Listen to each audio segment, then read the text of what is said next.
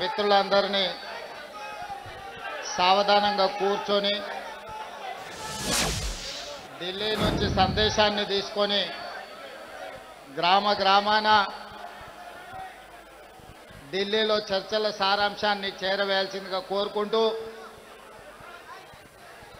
Telangana Congress party అధ్యక్షులు మిత్రులు మహేష్ కుమార్ గౌడ్ గారి నేతృత్వంలో చలో ఢిల్లీ కార్యక్రమం తీసుకొని జంతర్ మంతర్ వేదికగా కాంగ్రెస్ పోరుబాట కార్యక్రమాన్ని నిర్వహించి ఈ కార్యక్రమానికి శ్రీమతి సోనియా గాంధీ గారు, శ్రీ మల్లికార్జున్ ఖర్గే గారు, శ్రీ రాహుల్ గాంధీ గారు, శ్రీమతి ప్రియాంక గాంధీ గారు, మీనాక్షి నటరాజన్ గారు, కేసీ వేణుగోపాల్ గారి సంపూర్ణ మద్దతు తీసుకొని వేలాది మంది ఈరోజు ఉదయం నుంచి ఈ జంతర్ మంతర్ ధర్నా కార్యక్రమంలో భోజనం చేయకుండా ఉదయం నుంచి ఇక్కడ కూర్చొని మేమందరం 4 కోట్ల తెలంగాణ ప్రజలు, తెలంగాణ రాష్ట్ర ప్రభుత్వం శాసనసభ ఆమోదించిన విద్యా ఉద్యోగాలలో ఓబీసీలకు 42% రిజర్వేషన్, అదేవిధంగా ఎన్నికలలో ప్రజాప్రతినిధులలో రాజకీయ రిజర్వేషన్లు 42% ఇవ్వాలని 2 బిల్లులను ఆమోదింపజేయడమే కాకుండా 2018లో ఆనాటి ముఖ్యమంత్రి చంద్రశేఖరరావు గారు బలహీన వర్గాల మీద కక్ష కట్టి తెలంగాణ రాష్ట్రంలో 50% రిజర్వేషన్లు మించకుండా ఒక చట్టాన్ని చేసి ఈనాడు మనం 50% పైగా రిజర్వేషన్లు ఇవ్వాలంటే ఆనాడు చంద్రశేఖరరావు గారు చేసిన చట్టం గుదిబండగా మారి తెలంగాణ రాష్ట్రంలో సర్పంచులుగా, ఎంపీటీసీలుగా, జడ్పీటీసీలుగా, జిల్లా పరిషత్ చైర్మన్లుగా, మున్సిపల్ కౌన్సిలర్లుగా, కార్పొరేటర్లుగా, మున్సిపల్ చైర్మన్లుగా, మేయర్లుగా రిజర్వేషన్ల పరంగా బలహీన వర్గాలకు అన్యాయం చేసే చట్టాన్ని తొలగిస్తూ మన మంత్రివర్గం ఆర్డినెన్స్ను పాస్ చేసి గవర్నర్ గారికి పంపిస్తే విద్యా ఉద్యోగాలలో 42% రిజర్వేషన్లు బలహీన వర్గాలకు, రాజకీయాలలో స్థానిక సంస్థలలో 42% రిజర్వేషన్ల బిల్లులను తెలంగాణ రాష్ట్ర గవర్నర్ రాష్ట్రపతి ఆమోదానికి పంపించారు. ఇదే కాకుండా తెలంగాణ మంత్రివర్గం ఆమోదించిన ఆర్డినెన్స్ 50% పరిమితిని తొలగిస్తూ ఆమోదించిన ఆర్డినెన్స్ను కూడా రాష్ట్రపతి గారికి పంపించడం జరిగింది. దాదాపుగా ఈ బిల్లులు వచ్చి 4 నెలలు పూర్తయినా రాష్ట్రపతి గారి నుంచి ఆమోద ముద్ర పడలేదు. నరేంద్ర మోడీ గారు, భారతీయ జనతా పార్టీ ఈ బిల్లులను అడ్డుకొని తెలంగాణ బలహీన వర్గాలకు అన్యాయం చేస్తుంటే ఇక గల్లీలో ఉండలేక ఢిల్లీలోనే తేల్చుకుందాం పదండి, చలో ఢిల్లీ కార్యక్రమాన్ని తీసుకొచ్చి ఈ వేదిక మీద ఉన్న ఉద్దండులే కాదు, తండాలలో, గూడాలలో, మారుమూల పల్లెల్లో కాంగ్రెస్ పార్టీ జెండా మోసిన ఈరోజు బలహీన వర్గాలకు 42% రిజర్వేషన్లు ఇవ్వాలని 42% రిజర్వేషన్లను నరేంద్ర మోడీ గారు మెడలు వంచైనా తీసుకువెళ్తామని చెప్పి వేలాదిగా ఈరోజు జంతర్ మంతర్లో ఈ ధర్నా దీక్షలో కూర్చున్నారు. మిత్రులారా, హైదరాబాదు నగరంలో, తెలంగాణ ప్రాంతంలో ఈ ధర్నా, ఈ దీక్ష చేస్తే కేవలం తెలంగాణ రాష్ట్రంలో ఉన్న రాజకీయ పార్టీల మద్దతు మాత్రమే మనకు ఉంటుంది. కానీ ఈనాడు జంతర్ మంతర్ వేదికగా మనం నిర్వహించిన ఈ నిరసన కార్యక్రమంలో ఈ ధర్నా కార్యక్రమంలో భారతదేశంలో ప్రాతినిధ్యం వహిస్తున్న దాదాపుగా 100 మంది పార్లమెంట్ సభ్యులు, ఇండియా కూటమిలో ఉన్న కీలకమైన రాజకీయ పార్టీలు, డిఎంకే కావచ్చు, ఎన్సీపీ కావచ్చు, సమాజ్వాదీ పార్టీ కావచ్చు, కమ్యూనిస్టు సోదరులు కావచ్చు, ఇతర ప్రాంతీయ రాజకీయ పార్టీలకు సంబంధించిన పార్లమెంట్ సభ్యులందరూ కూడా ఇక్కడికి వచ్చి ఈ 42% ఓబీసీ రిజర్వేషన్ల పోరాటంలో తెలంగాణ ప్రజలు ఒంటరి కాదు, మేమందరం మీకు అండగా నిలబడ్డామని బీహార్ నుంచి, మహారాష్ట్ర నుంచి, ఉత్తరప్రదేశ్ నుంచి, వివిధ రాష్ట్రాలకు సంబంధించిన రాజకీయ పార్టీలు తమిళనాడు నుంచి కూడా వచ్చి మా రాష్ట్రాల కోట్లాది మంది ప్రజల మద్దతు మీకు ఉంది, మీరు కొట్లాడండి, మీకోసం పార్లమెంటులో నరేంద్ర మోడీని నిలదీస్తామని చెప్పి ఇండియా కూటమికి సంబంధించిన రాజకీయ పార్టీలు, పార్లమెంట్ సభ్యులు ఈరోజు మనకు అండగా నిలబడ్డారు. ఇవాళ 100 మంది పైగా పార్లమెంట్ సభ్యులు, తెలంగాణ మంత్రివర్గం మొత్తము, పార్లమెంట్ సభ్యులు, శాసనమండలి సభ్యులు, శాసన సభ్యులు, వేలాది మంది తెలంగాణ నలుమూలల నుంచి వచ్చిన మిమ్మల్ని చూసిన తర్వాత నాకు 100% సంపూర్ణమైన విశ్వాసం కలిగింది. రాహుల్ గాంధీ కన్యాకుమారి నుంచి కశ్మీర్ వరకు 150 రోజులు మండు టెండల్లో, మంచు కొండల్లో పాదయాత్ర చేస్తూ, తండాలలో, గూడాలలో, మారుమూల పల్లెల్లో పేదవాళ్లను కలుస్తూ, వాళ్ళ గుండెల్ని తడుతూ, వాళ్ళందరి ఆలోచన విని ఈ దేశానికి ఒక మాట ఇచ్చిండు. తెలంగాణ రాష్ట్ర ప్రజలకు ఒక మాట ఇచ్చిండు. తెలంగాణ రాష్ట్ర ప్రజలకు విజ్ఞప్తి చేసిండు. తెలంగాణ రాష్ట్రంలో మీరు కాంగ్రెస్ పార్టీని అధికారంలోకి తీసుకురండి, నా బాధ్యత మీకు 42% రిజర్వేషన్లను చట్టం చేసే బాధ్యత, 100 సంవత్సరాల నుంచి వాయిదా పడుతున్న జనగణనలో కులగణన తెలంగాణ రాష్ట్రంలో చేస్తాము అని రాహుల్ గాంధీ గారు 4 కోట్ల తెలంగాణ ప్రజలకు మాట ఇచ్చిండు. కామారెడ్డిలో మా మిత్రుడు మహేష్ కుమార్ గౌడ్ గారి తీర్మానంతో షబ్బీర్ అలీ గారి నియోజకవర్గంలో 42% బీసీ రిజర్వేషన్లు, బీసీ డిక్లరేషన్ను ఆనాడు పొన్నం ప్రభాకర్ గారు, అదేవిధంగా మా manifesto committee chairman Sridhar Babu గారి తీర్మానం మేరకు రాహుల్ గాంధీ గారు, సిద్ధరామయ్య గారు కామారెడ్డిలో ప్రజలకు మాట ఇచ్చారు. ఆ మాటలో భాగంగానే ఇవాళ 42% రిజర్వేషన్లకు సంబంధించి 100 సంవత్సరాల నుంచి ఏ రాష్ట్ర ప్రభుత్వం, కేంద్ర ప్రభుత్వం కులగణన చెయ్యలే.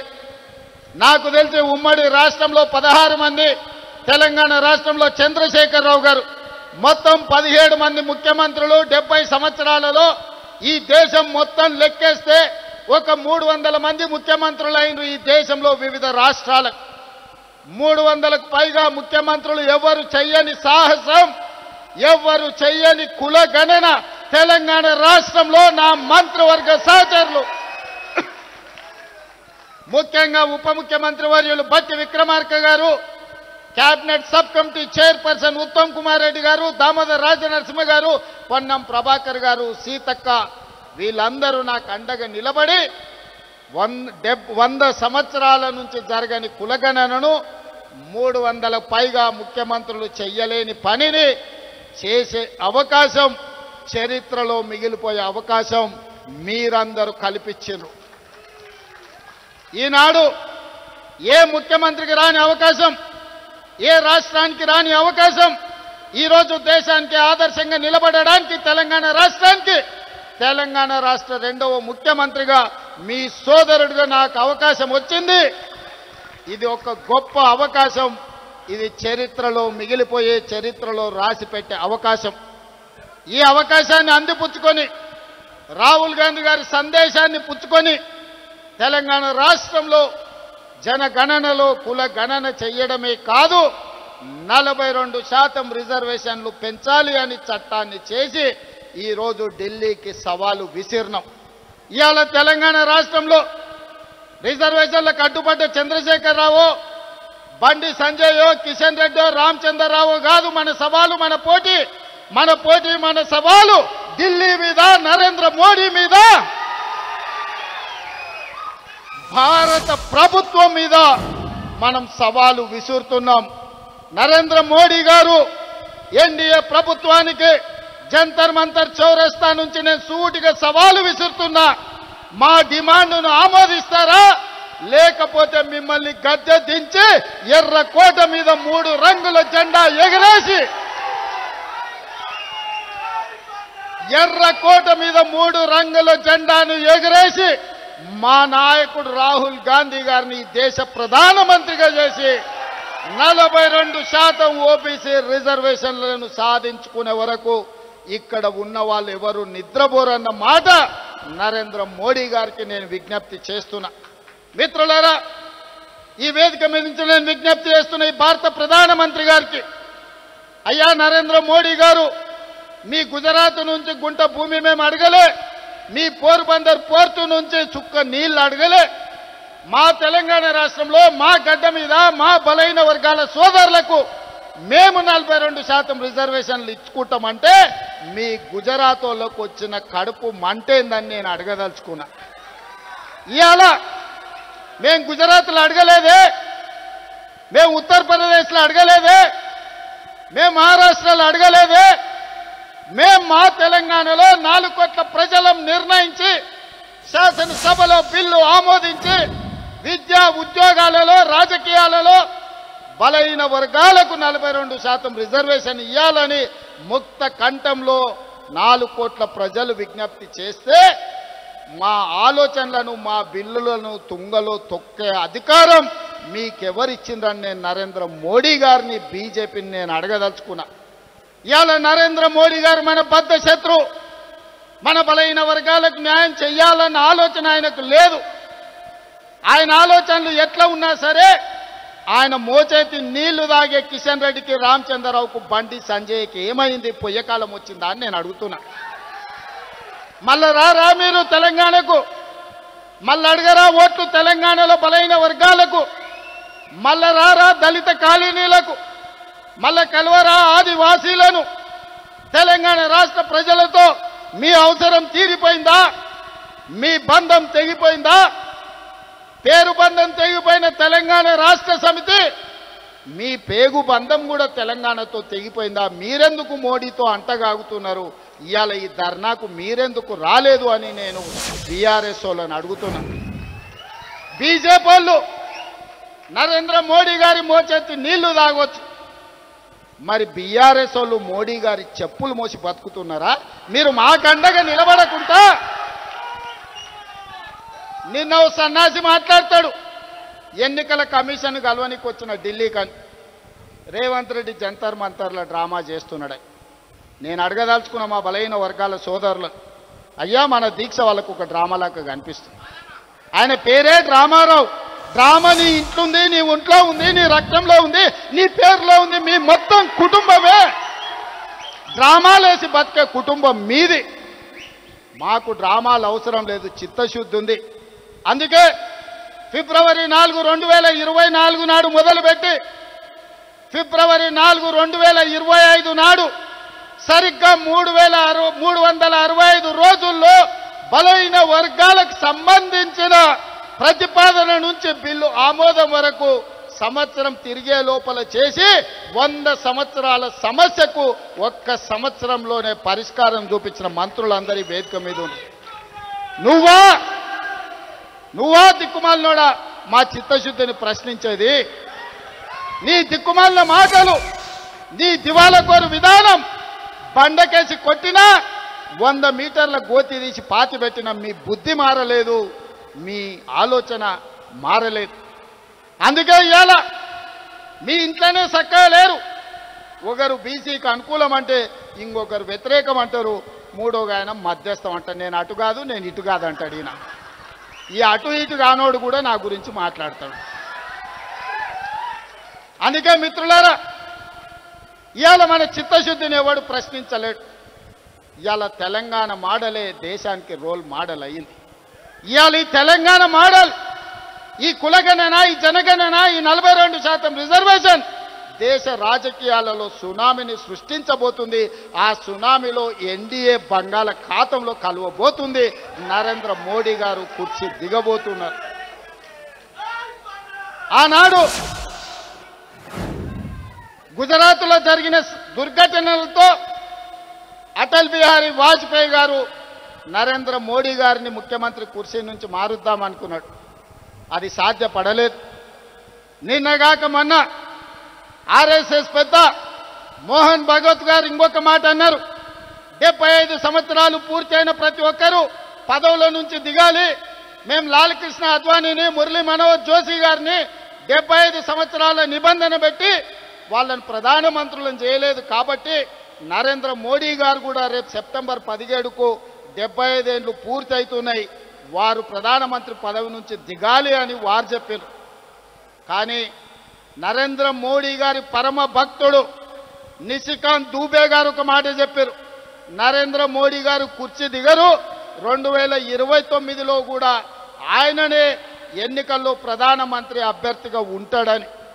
నేను ఒక మాట చెప్పదలుచుకునే వేదిక మీద, నరేంద్ర మోడీ గారు మీరు దిగొద్దు కుర్చీ, 2029 వరకు మీరే ఉండాలి. 2029 ఎన్నికల్లో అటల్ బిహారీ వాజ్పేయి ఆర్ఎస్ఎస్ చేయలేని పని, నరేంద్ర మోడీని గద్దెదించే పని మా సోదరుడు, మా నాయకుడు రాహుల్ గాంధీ గారు, మా నాయకుడు రాహుల్ గాంధీ గారి నేతృత్వంలో మా ప్రతి కాంగ్రెస్ పార్టీ కార్యకర్త దేశం నలుమూలల నుంచి కార్యోన్ముఖులై ఎన్నికల యుద్ధ రంగంలో నరేంద్ర మోడీని ఓడిస్తాం, ఢిల్లీ గద్దె నుంచి నరేంద్ర మోడీని దించుతాం. ఇదే మా శపథం అని చెప్పి జంతర్ మంతర్ సాక్షిగా నేను చెప్పదలుచుకున్నా. నిశికాంత్ దుబే ఇంకొక మాట అన్నాడు, నరేంద్ర మోడీ గారు లేకపోతే బీజేపీకి 150 సీట్లు కూడా రావు అని. నిశికాంత్ దూబే గారికి వేదిక మీద నుంచి విజ్ఞప్తి చేస్తున్నా. దూబే గారు మీరు డైరీలో రాసుకోండి, నరేంద్ర మోడీ గారి పేరు మీదనే ఎన్నికలకు రాండి. 150 కంటే ఒక్క సీటు కూడా ఎక్కువ రానియం. నరేంద్ర మోడీ కాదు, మొత్తం ఆయన అభిమానులందరూ లేకపోతే భారతీయ జనతా పార్టీ నాయకులందరూ ఉమ్మడికి వచ్చిన 150 సీట్ల కంటే ఒక్క సీటు కూడా ఎక్కువ రానియం. రాహుల్ గాంధీ గారిని గెలిపించి ఈ దేశానికి ప్రధానమంత్రిని చేస్తాం. ఇవాళ రాకపోతే మోడీ గారు మీకున్న మార్గం ఒక్కటే, అయితే మా బిల్లులు ఆమోదించండి, మా బలైన వర్గాలకు 42% రిజర్వేషన్లు ఇవ్వండి. గద్దె మీద ఉంటే 42% ఇవ్వాల్సిందే. నువ్వు 42% ఇవ్వకపోతే గద్దె మీద నుంచి మేము దించుతాం, 42% రిజర్వేషన్ సాధించుకుంటాం. మీరు తెలంగాణ శక్తిని, తెలంగాణ ప్రజల పోరాట స్ఫూర్తిని తక్కువగా అంచనా వేస్తున్నారు. నరేంద్ర మోడీ గారు, బీజేపీ నాయకులారా, ఆనాడు ఇందిరాగాంధీ ఎస్సీ ఎస్టీల రిజర్వేషన్లను బలంగా అమలు చేసింది. ఎస్సీ ఎస్టీ సోదరులకు ఇండ్లు లేని వాళ్ళకి ఇండ్లు ఇచ్చింది, ఇంటి స్థలాలు లేని వాళ్ళకి ఇంటి స్థలం ఇచ్చింది, ఇల్లు కట్టుకోవడానికి ఇందిరమ్మ ఇల్లు ఇచ్చింది, భూమి లేని వాళ్ళకు భూమి ఇచ్చింది, దున్నేవాడికే భూమి హక్కు అన్న నక్సలైట్ల నినాదాన్ని లక్షలాది ఎకరాల భూములు దళితులకు అసైన్మెంట్ పట్టాల పేరు మీద భూములు ఇచ్చింది. అడవుల్లో బతికే మా ఆదివాసీ సోదరులకు పోడు భూముల పట్టాలు ఇచ్చి 25 లక్షల ఎకరాల భూములు దళితులకు ఇచ్చింది, 10 లక్షల ఎకరాల భూములు గిరిజనులకు, ఆదివాసులకు, మా లంబాడి సోదరులకు ఇవాళ రిజర్వేషన్లు ఇచ్చింది. ఇవే కాదు, డాక్టర్లుగా, లాయర్లుగా, ఇంజనీర్లుగా, ఐఏఎస్లుగా, ఐపీఎస్లుగా, ఐఎఫ్ఎస్లుగా ఈరోజు రాజ్యాధికారాన్ని నడుపుతున్నారంటే సిఎల్పి నాయకుడిగా బట్టి విక్రమార్క గారు అసెంబ్లీలో కేసీఆర్తో కొట్లాడిందంటే ఇందిరమ్మ నాడు దళితుల పట్ల, గిరిజనుల పట్ల తీసుకున్న నిర్ణయాలు ఇవాళ డాక్టర్ మల్లు రవి గారు డాక్టర్ అయినరు, బట్టి విక్రమార్క గారు ఉప ముఖ్యమంత్రి అయినరు, మా దామన్న ఉమ్మడి రాష్ట్రానికి ఉప ముఖ్యమంత్రిగా పనిచేసిండు. ఈరోజు మెడికల్ అండ్ హెల్త్ డిపార్ట్మెంటుని సమర్థవంతంగా నిర్వహిస్తుండు. ఆ విధంగా ఇందిరాగాంధీ గారు దళితుల, గిరిజనుల గుండెల్లో, ఆదివాసీ లంబాడి తాండాలలో ఒక దేవతా మూర్తిగా ఈరోజు వాళ్ళ ఇండ్లల్లా గుర్తుంది. వాళ్ళ తల్లిదండ్రులతో పాటు ఇందిరాగాంధీ గారు ఫోటోను పెట్టుకొని ఇవాళ ఎస్సీ ఎస్టీలు ఇందిరమ్మను పూజిస్తారు. ఇందిరమ్మ, అమ్మ అనే పదంలో ఉన్న మధురం, అమ్మ అనే పదంలో ఉన్న అనుబంధం. ఇందిరమ్మ మన కన్న తల్లి కాకపోవచ్చు, సొంత తల్లి కంటే ఎక్కువ ఆదివాసీలను, గిరిజనులను, దళితులను చూసుకున్నది కాబట్టి ఇందిరాగాంధీ, ఇందిరమ్మ ఈ దేశానికి నాయకత్వం వహించింది. ఆమె పుత్రుడు రాజీవ్ గాంధీ ఆనాడు ఈ దేశంలో కంప్యూటర్ను ప్రవేశపెట్టిండు. ఆయన మిత్రుడు శామ్ పిట్రోడా టెలికాం టెక్నాలజీని ప్రవేశపెట్టిండు. ఆనాడు ప్రధానమంత్రిగా రాజీవ్ గాంధీ, ఐటీ టెలికాం మినిస్టర్గా శామ్ పిట్రోడా ఈ దేశంలో కంప్యూటర్ని, టెలికాం వ్యవస్థని అందిస్తే రెడ్డిలు, చౌదరులు, నాయుడులు, రావులు ఈరోజు కంప్యూటర్ సంస్థలకి యజమానులై అమెరికాలో సిలికాన్ వ్యాలీని శాసించి అమెరికా ఆర్థిక వ్యవస్థనే గుప్పిట్లో పట్టుకోగలిగిన గొప్ప మేధావులుగా ఆనాడు రాజీవ్ గాంధీ ఇచ్చిన కంప్యూటర్, ఐటీ టెక్నాలజీ విప్లవమే, కంప్యూటర్ విప్లవమే, ఐటీ టెక్నాలజీ విప్లవమే ఈరోజు అమెరికా కాదు ప్రపంచ దేశాలను ఓ రెడ్డి, ఓ చౌదరి, ఓ నాయుడు, ఓ రావు శాసిస్తున్నాడు అని అంటే దానికి మన నాయకుడు రాజీవ్ గాంధీ చేసిన పునాదులే ఐటీ విప్లవం, అదేవిధంగా కంప్యూటర్ విప్లవం. ఆనాడు ఇందిరాగాంధీ, ఆ తర్వాత రాజీవ్ గాంధీ విధానాలలో మా బలైన వర్గాలకు సంపూర్ణమైన న్యాయం జరగలేదని మా నాయకుడు రాహుల్ గాంధీ గారు గుర్తించాడు.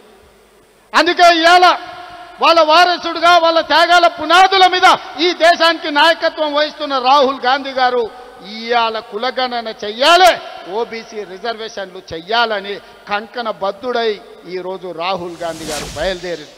అందుకే ఈనాడు దేశం నలుమూలల ఇది ఎజెండాగా మారింది. దానికి తెలంగాణ రాష్ట్రమే ఆదర్శంగా నిలబడింది. రాహుల్ గాంధీ గారి మాట శిలాశాసనం. ఈ శిలాశాసనాన్ని ముందుకు తీసుకెళ్లే బాధ్యత నాది, నా మంత్రివర్గ సహచరులు.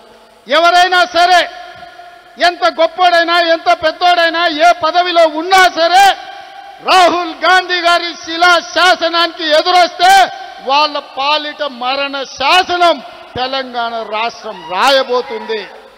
రాహుల్ గాంధీ గారి సందేశమే దేశం నలుమూలలకు చేరవేయడానికి ఈరోజు జంతర్ మంతర్కి వచ్చినాం సోదరులారా.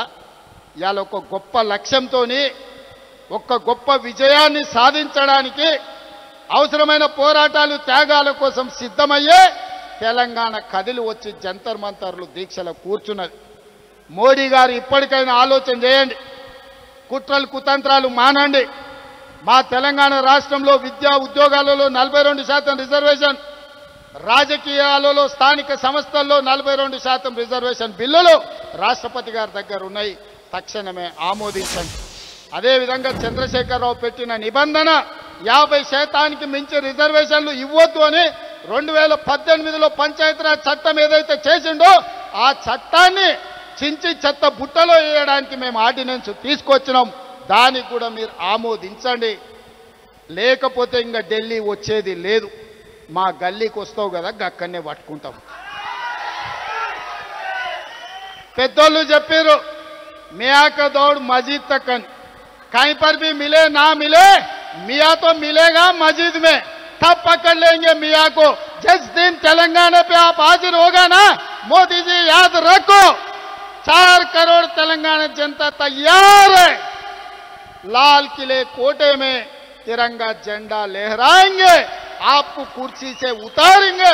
वही कुर्सी में हमारे नेता, हमारे भाई राहुल गांधी को प्रधानमंत्री बना देके उस कुर्सी में बिठा देंगे. तब हमारा कामयाबी आप देखना पड़ेगा.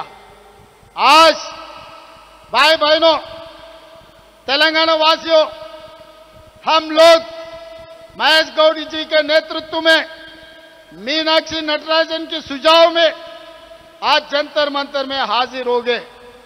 बड़ा मकसद लेकर, बड़ी उम्मीद लेकर हम लोग दिल्ली आए. हम लोग इसीलिए दिल्ली आए, तेलंगाना राज्य सरकार ने यह तय किए एजुकेशन एम्प्लॉयमेंट में ओबीसी के लिए 42% रिजर्वेशन, पॉलिटिकल रिजर्वेशन इन लोकल बॉडीज 42%. 2 बिल बना दिए.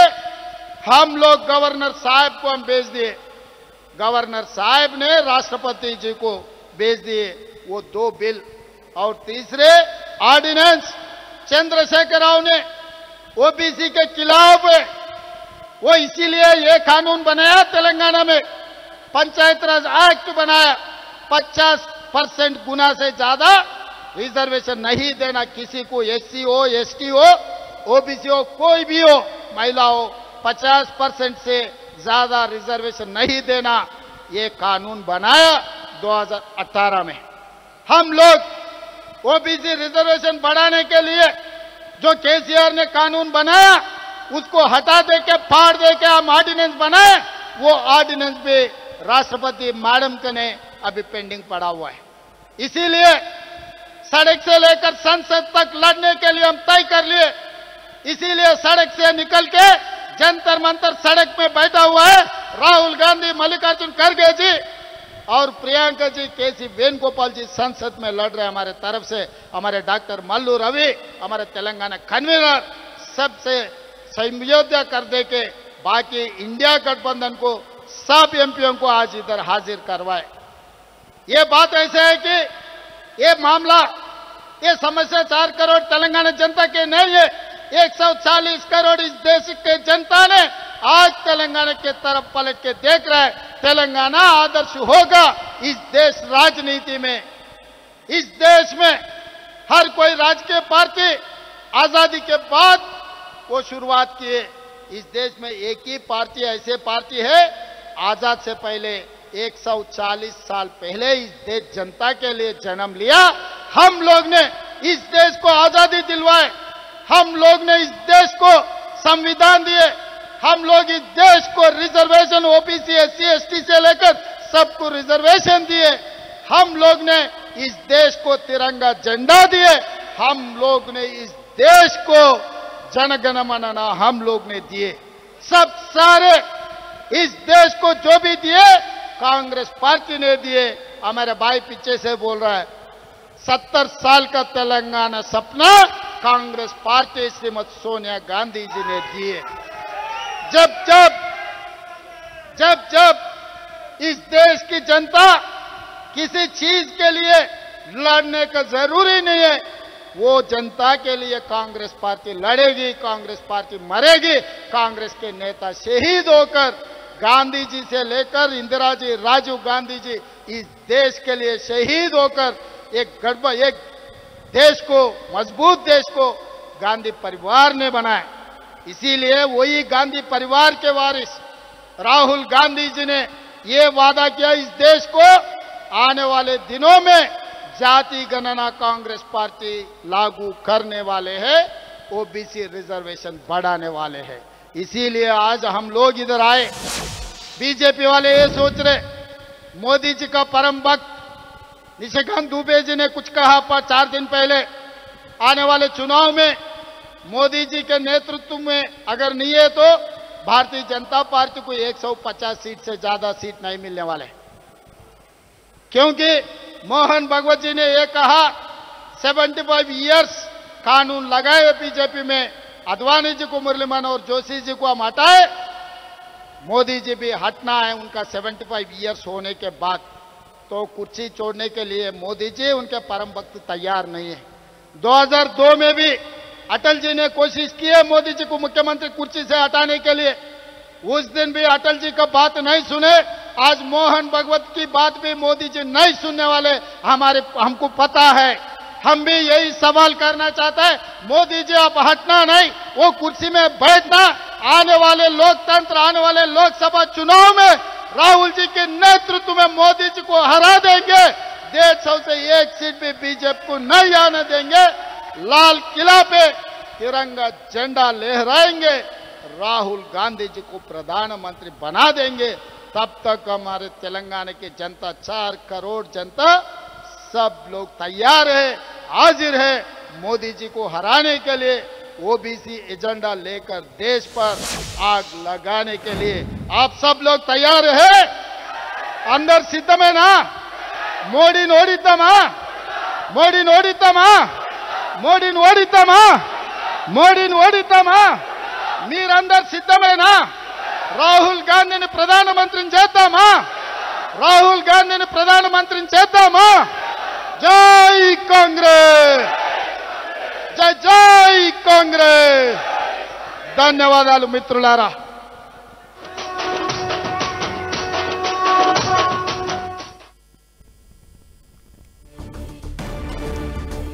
సో మహాధర్నాలో తెలంగాణ సీఎం రేవంత్ రెడ్డి ఇప్పటివరకు మాట్లాడారు. ప్రధాని మోదీ కేంద్ర ప్రభుత్వానికి నా సవాల్ అంటూ ఇప్పటివరకు మాట్లాడడం మనం చూసాం. బీసీ రిజర్వేషన్ కు అడ్డుపడితే మోదీని గద్దె దించుతామంటూ తెలిపారు. ఎర్రకోటపై 3 రంగుల జెండా ఎగరేసి బీసీ రిజర్వేషన్లను సాధిస్తామన్నారు. తెలంగాణలో రిజర్వేషన్లు ఇస్తామంటే గుజరాత్ వాళ్లకు ఎందుకు కడుపు మంట అని వ్యాఖ్యానించారు.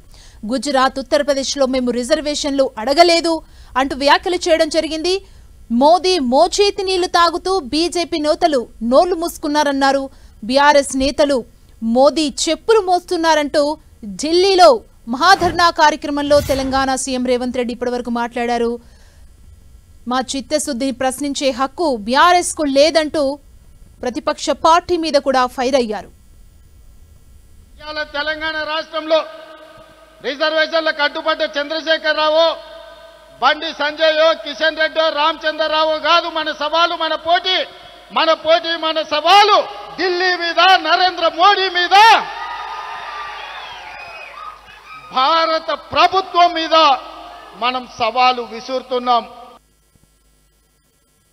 నరేంద్ర మోడీ గారు ఎన్డీఏ ప్రభుత్వానికి జంతర్ మంతర్ చౌరస్తా నుంచి నేను సూటిగా సవాలు విసురుతున్నా.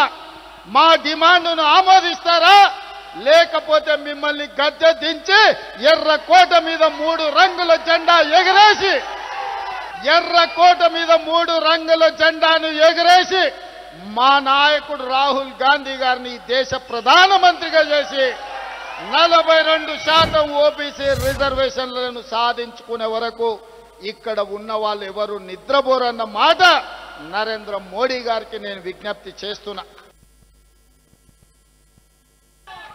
నిన్న సన్నాసి మాట్లాడతాడు, ఎన్నికల కమిషన్ కలవనికి వచ్చిన ఢిల్లీ కానీ రేవంత్ రెడ్డి జంతర్ మంతర్ల డ్రామా చేస్తున్నాడు.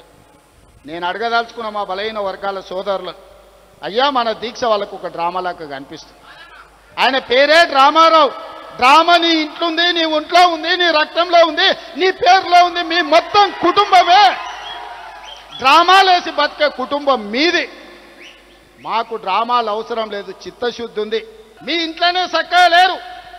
ఒకరు బీసీకి అనుకూలం అంటే ఇంకొకరు వ్యతిరేకం అంటారు, మూడోగా ఆయన మధ్యస్థం అంటారు. నేను అటు కాదు, నేను ఇటు కాదు అంటాడు. ఈయన ఈ అటు ఇటు కానోడు కూడా నా గురించి మాట్లాడతాడు. నరేంద్ర మోడీ గారి పేరు మీదనే ఎన్నికలకు రాండి, 150 కంటే ఒక్క సీటు కూడా ఎక్కువ రానియం. నరేంద్ర మోడీ కాదు, మొత్తం ఆయన అభిమానులందరూ లేకపోతే భారతీయ జనతా పార్టీ నాయకులందరూ ఉమ్మడికి వచ్చిన 150 సీట్ల కంటే ఒక్క సీటు కూడా ఎక్కువ రానియం. రాహుల్ గాంధీ గారిని గెలిపించి ఈ దేశానికి ప్రధానమంత్రిని చేస్తాం. ఇవాళ రాకపోతే మోడీ గారు మీకున్న మార్గం ఒక్కటే, అయితే మా బిల్లులు ఆమోదించండి, మా బలహీన వర్గాలకు 42% రిజర్వేషన్లు ఇవ్వండి. గద్దె మీద ఉంటే 42% ఇవ్వాల్సిందే. నువ్వు 42% ఇవ్వకపోతే గద్దె మీద నుంచి మేము దించుతాం, 42% రిజర్వేషన్ సాధించుకుంటాం.